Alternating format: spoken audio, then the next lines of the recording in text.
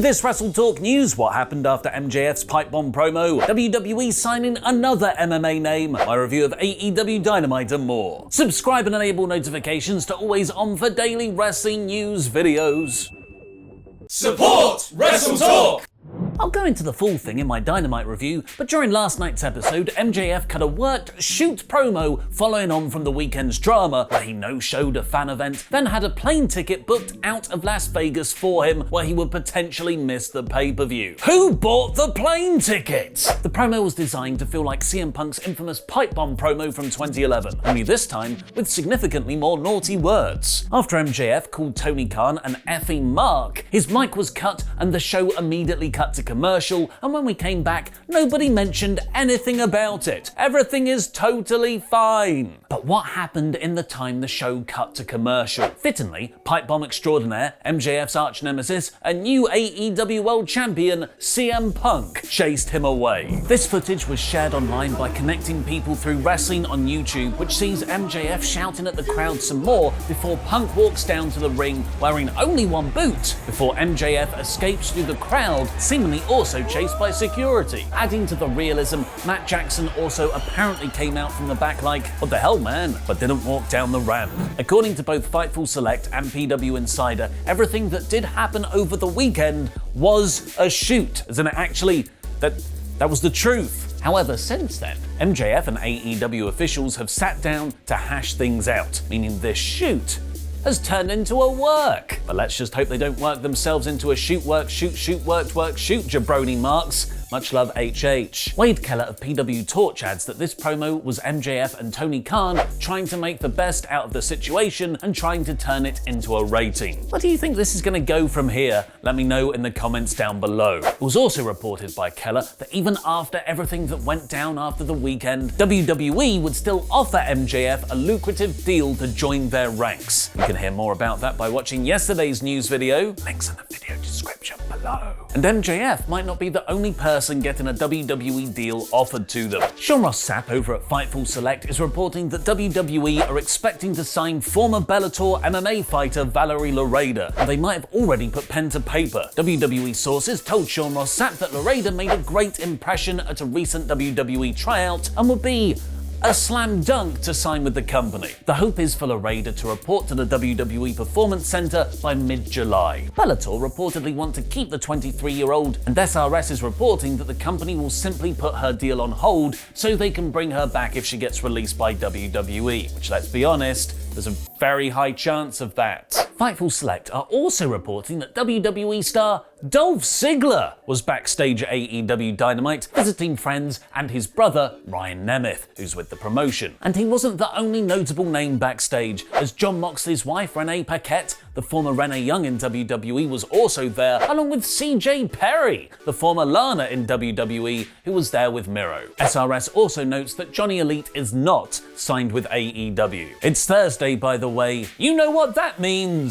It's time for my review of AEW Dynamite.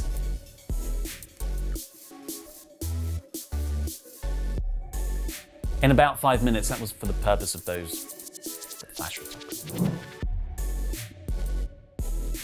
With the 89-hour Double or Nothing pay-per-view just finishing, it's time for AEW Dynamite to kick off with its new champion, CM Punk, complete with stage dive into the crowd. I wish Punk would jump on me.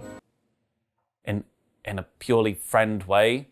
Speaking of confusing friend dynamics, the Pinnacles, FTR, a very much MJF-affiliated faction, came out to team with Punk against the acclaimed Ass Boys. Commentary explained the new friendship as a mutual respect. A segment explaining this and setting it up would have been far better though. The match was super hot thanks to the star power and Max Caster's opening rap, but JR ended up calling the finish Bowling Shoe Ugly, which is JR's code word for bowling shoe ugly. Punk slipped on another springboard move, just avoid the top rope Punk, got increasingly clunkier, but him and FTR got the win despite daddy ass interference. Punk and Dax then cut fantastic promos calling out their opponents for Forbidden Door, which brought out Horseshoe Tanahashi. A lot of people wanted Punk versus Okada, but I honestly think in dream match terms, this is even better. A really fun opener and great New Japan cameo, but someone hold MJF's plane ticket, because he's going to steal the show again. He continued his streak of having the best thing on every episode this year by cutting that aforementioned worked shoot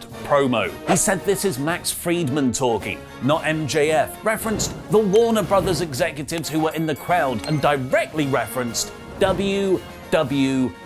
Three initials which are rarely explicitly said on AEW TV. He put over AEW ratings. Did you hear that? The Warner Bros. Executives just... the ratings are good. And how he's the second biggest draw, yet Tony Khan doesn't pay him second biggest draw money. Instead, he hoards cash to pay ex-WWE guys. It was a promo delivered with such passion, with an argument kind of justified, that the crowd started cheering him. Everywhere's Long Island now. God, what a horrible vision.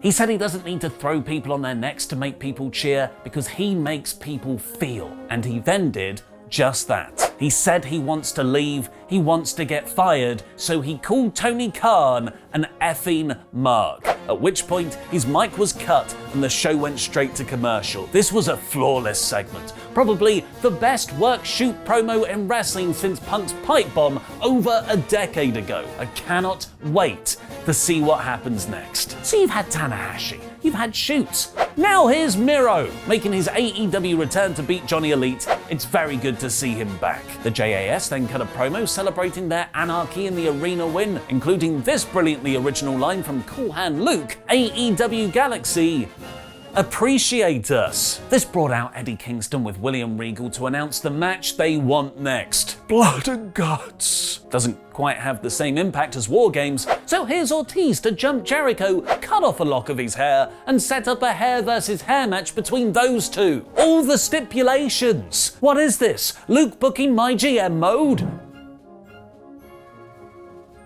In a match that felt like it had a third of the entire AEW roster in, the Young Bucks, Red Dragon, and New Japan's Hakulio with an injured Adam Cole on commentary took on Jurassic Express, Christian, Matt Hardy, and Darby Allin with an injured Jeff Hardy at ringside. This was so much fun, watching Christian and Matt Hardy tag together, Luchasaurus drilling Nick Jackson into the center of the earth, Matt doing the delete turnbuckle bumps to 4 different people in sequence, and super kick party. The Bucks got the winning pin in their hometown, and it was Jungle Boy yet again who took it. Eddie Christian seemed totally fine about that, which means the heel turn is definitely next week. Swerve Strickland showed us all his LA friends he got comps for on the show. Athena's AEW debut promo got cut off by Jade Cargill, the Baddies, and the also debuting Stokely Hathaway. To even the odds, assorted babyfaces Anna Jay and Chris Statlander joined. Wardlow is still getting his awesome Goldberg-style entrance, where he squashed JD Drake with 2 powerbombs. Mark Sterling served a lawsuit against him on behalf of the American arena security professionals that Wardlow has been injuring for the last month. So Wardlow powerbombed the guy who served in the papers. I'm not sure that defense is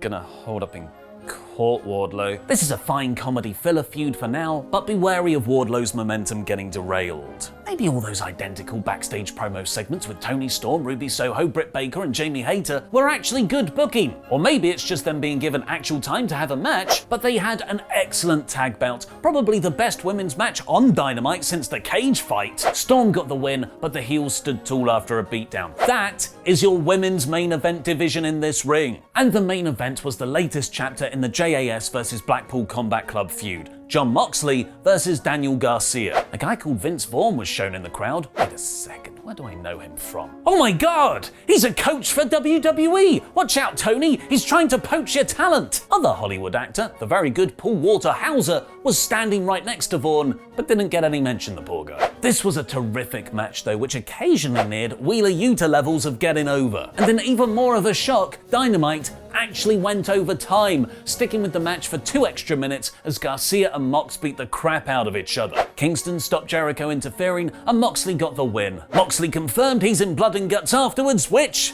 I mean, I just kind of already assumed that, but it's nice to know for sure. What did you think of Dynamite? Let me know in the comments. Tanahashi, Miro, Blood and Guts, the matches, and MJF's pipe bomb. This was an all-time great episode. It's the second best show of the year at 96%. But is Bray Wyatt returning to wrestling soon? Even as early as this Sunday's Hell in a Cell?